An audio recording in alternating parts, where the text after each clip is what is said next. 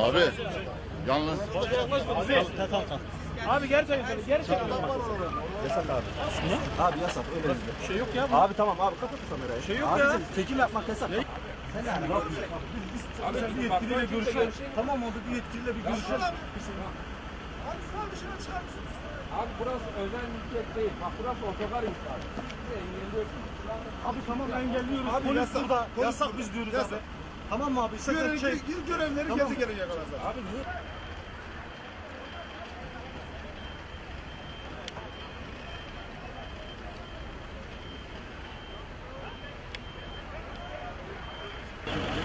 Bir şey yok yani. Abi tamam. Polis abicim. Polis abi. Girme, Polis abi. girme. Polis abi girme.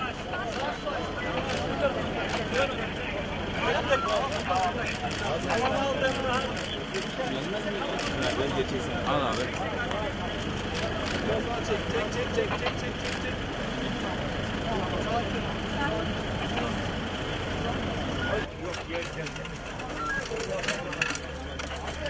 Size bunu sonra hastanede. Bir şekilde alırız. Sorun değil o.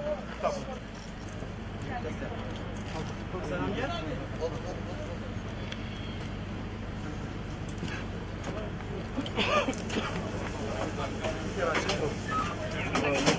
Tehlikeli bölgede çıkıyoruz.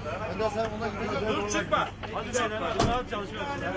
Biz burayı döşerken ben çıktım boruyu bir şey yapıyordum. Orada toprak kayınca abi geçeceksin.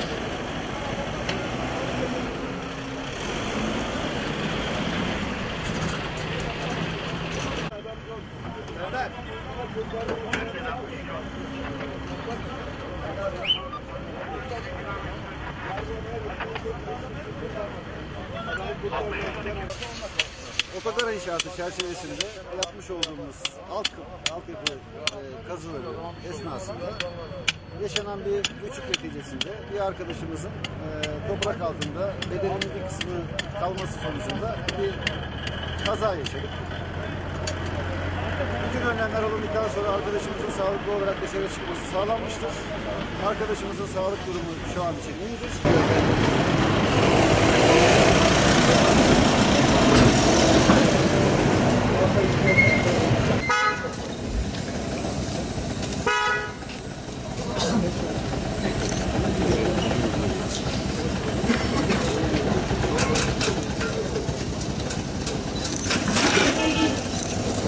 Tamam.